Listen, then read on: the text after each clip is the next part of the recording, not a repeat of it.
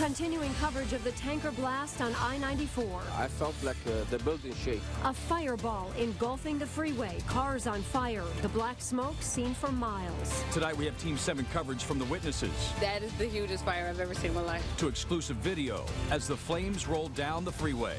What went wrong? The latest information into our newsroom tonight. This is breaking news from the 7 Action Newsroom. Our coverage continues now of that freeway fireball, roaring flames, plumes of black smoke seen for miles. Amazingly, there were only minor injuries, but the sights and the stories coming out of that crash, nothing short of amazing. It happened on I-94 in Dearborn. This is a live look at the scene now from Chopper 7. For hours this afternoon, the freeway closed in both directions. It remains closed at this hour. You saw it first here on Channel 7 and online at our website at WXYZ.com. All right, right now taking a look at our 7 First Alert traffic map, that you can see that westbound I-94 at Addison is now open. The eastbound lanes, however, remain closed between the Southfield Freeway and Wyoming because of all of this. Michigan Avenue is a good alternate route for you. Tonight we have Team 7 coverage from eyewitness accounts to exclusive video. Our coverage kicks off with 7 Action News reporter Kimberly Craig live in Dearborn with the very latest. Kim, take it away. And Jeff and Joanne, we can tell you that Michigan State Police will be investigating this crash. Take a look down onto the freeway here. 3 vehicles were involved, including what's left of that tanker here. And you can see it here as they get ready to haul it away in pieces. Question now is, what happened? The driver of the tanker says he was cut off. Cannot even believe it. I mean, I don't know if that guy is still, alive or not, but I hope he still is. The man driving the tanker when he hit something, sparking a series of explosions, was Ron Thomas. He was traveling eastbound on I-94 just before the Wyoming exit when he said someone cut him off.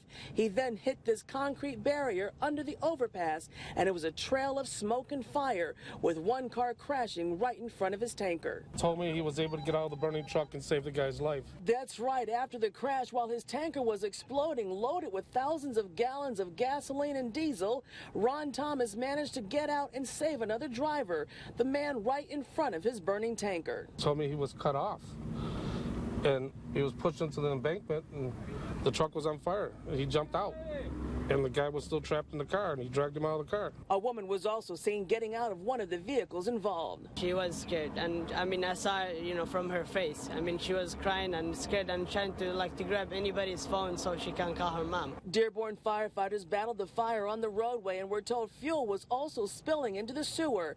The Wayne Westland hazmat team arrived, and crews from the Marathon Refinery and the Downriver Mutual Aid Association also responded, bringing in their foam trailers. We did have a sizable amount of gas and diesel get into the sewer drains. We got the Western Wayne County hazmat team right now working with the Dearborn Sewer Department, trying to contain the fuel that was released into the system. At this point, tentatively, we think we have a pretty good hold on it, but they're continuing to do investigations. Michigan State Police are investigating the crash, and MDOT will then try to determine the integrity of the roadway and the overpass. Obviously, it's going to need to be repaired at some point. Can we open it before it's repaired? That's still to be determined. That will be the X factor. Back here live, we're joined by Michigan State Police Lieutenant Michael Shaw. And Lieutenant Shaw, let me ask you first of all, what happens next in your investigation? Well, we've wrapped up pretty much the on-scene investigation portion of it, so now we're going to go back. We'll do a lot of vehicle examinations, a lot of different things that we need to do, because one of the things that we're finding now is we've talked to a lot of witnesses on the scene, right, and what the witnesses are telling us aren't quite matching up with the vehicle damage and also some of the evidence we found. So we're going to take it bit by bit, maybe go back, do some re-interviews, especially in traffic crashes. What we find from witnesses is they think they saw something that happened, but when it all comes down to it, it's probably not exactly correct. Gotcha. And we understand minor injuries at this point only, but just a short while ago, we saw a fire captain being taken away by ambulance. Tell us what was happening there. What was happening with him is he was feeling some chest pains from being out on the scene. A lot of times we're not going to take any chances with things like that, so he was just taken up to the hospital for evaluation. And then lastly here, talk about the closure here. We're at 96. It's unclear when they're going to open eastbound up right now, but tell us about the closure because it's been expanded a little bit here. We've had to expand it a little bit because some of the fuel that got into the sewer system, so we'd rather be safe than sorry to make sure that gets contained. So we've backed it up to the Southfield Freeway, so we're rounding people off at the Southfield, and it's going to be closed all the way through Wyoming, and then you get back on in Wyoming. But we're still advising people, if you can, pick an alternate route just to away from here until we can get this back open. Lieutenant Shaw, thank you very much. That's the very latest. Kimberly Craig, 7 Action News. Back to you. Just amazing that nobody was seriously injured. Once again, Absolutely. just to underscore that. Okay, Kim, thank you so much. Our Team 7 coverage continues now with 7 investigator Jim Kurtzner at the scene all day. Jim, this really rocked people and businesses in that area. Yeah, when this happened a little after 11 o'clock, the smoke could be seen for many, many miles from downriver into Detroit and even the northern suburbs. But for people in this immediate area, they heard it and felt it. I felt like the building shake. Then I saw smoke come out of that west side of Michigan Avenue.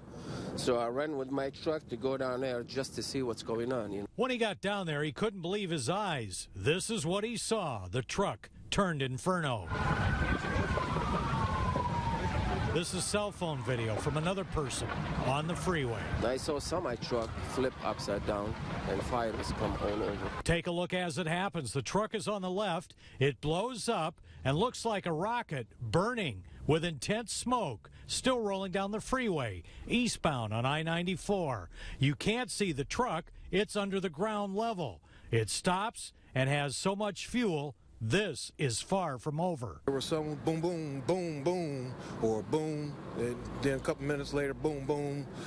So it was quite a few throughout the series of the fire. The surveillance video is the best look at how intense this was. It was recorded here at the BP gas station at the corner of Wyoming and Michigan, right on the Detroit-Dearborn border, about a half block away. I can feel the heat from across the street all the way to the parking lot. You can feel the heat.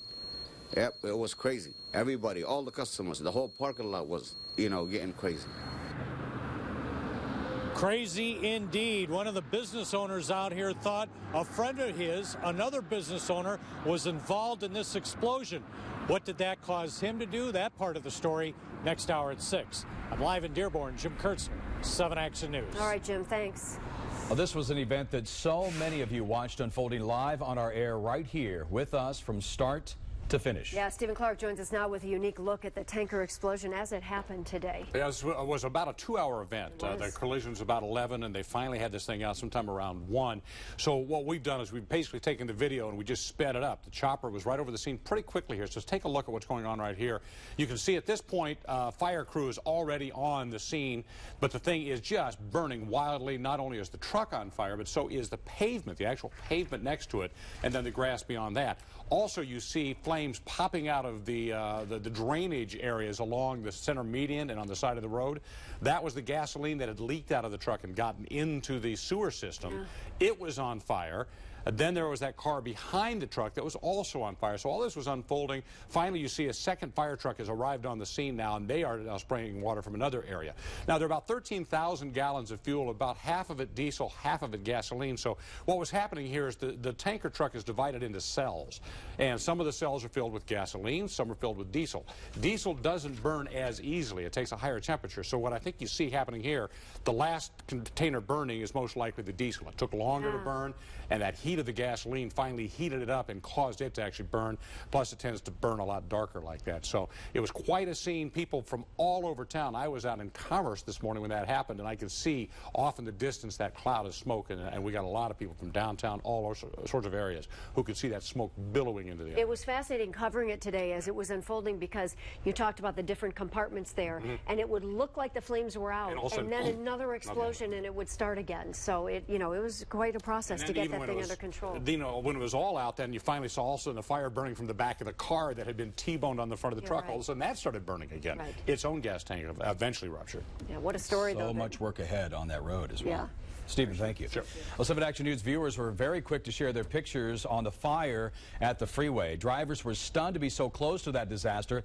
They tell us that they could feel the heat, smell the smoke. Sending those photos to WXYZ.com. You're taking a look at some of them here. We also found people tweeting even more pictures online. One Twitter viewer of ours getting a shot from the gas station near the scene there. Another with an aerial view from downtown Detroit. Brad Galley was also downtown. He tweeted his view of that thick black smoke from that far away. Once again, that's from downtown Detroit. The fire today brings back memories of another truck disaster, that accident causing a massive fire that lit up the sky from I-75 in Hazel Park. It happened in July of 2009 at the 9-mile road overpass. Now, the top of that truck hit the bridge, causing a very big blast. The fire was so intense it collapsed the concrete from the roadway above. MDOT taking months to make extensive repairs, and all new today, engineers will be checking out the bridge. If that concrete is damaged by the heat, they can expect to see more of a shutdown until those engineers will finally fix that problem. We'll, of course, keep track of this and keep you up to date on that as well. In other news now, in Ann Arbor this afternoon, 4 people were rushed to the hospital after a bad accident involving a car and an SUV. Chopper 7 was over the scene of this one, showing the damage here. 2 adults and 2 children were injured, but we're told they are all in stable condition. 7 Action News reporter Dave Llewellyn is live in Ann Arbor now with more on this story. Dave? Joanne, the investigation into this accident is continuing, and let's go back to that video from Chopper 7 earlier today. The black car, Toyota Prius, as you mentioned, had 4 people in it, 2 adults, 2 children. It was on a test drive from a local auto dealership.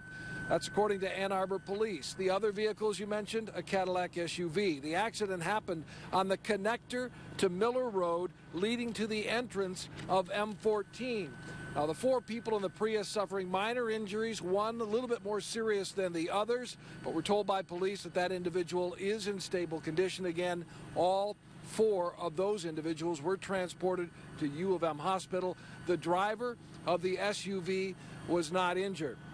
But that's the latest here. The investigation into this accident is continuing at this hour. This entrance ramp to M14 is open again now. It was closed a bit earlier this afternoon. But as we mentioned again, the investigation into this accident is continuing. For now, we are live in Ann Arbor. Dave Llewellyn, 7 Action News. Busy day on the highways today, Dave. Thank you so much. Still so much to get to tonight on 7 Action News at 5 o'clock. Kim Russell joins us next with a developing story. Nice and mild weather continues. A man attacks a mom and 3 children, stabbing several of them. What police say led to it all. Sorry, Kim, we are going to stay nice and mild for quite a while here, but it looks like we'll have to maybe deal with some more clouds and fog tonight. We'll talk about the chances coming up. That's the first thing I saw, once it hit, I saw glass fly everywhere. And ahead in our next half hour, an eyewitness account from the women driving behind the tanker. They saw this whole crash unfold. And more on what went wrong there as Action News continues. Stay with us.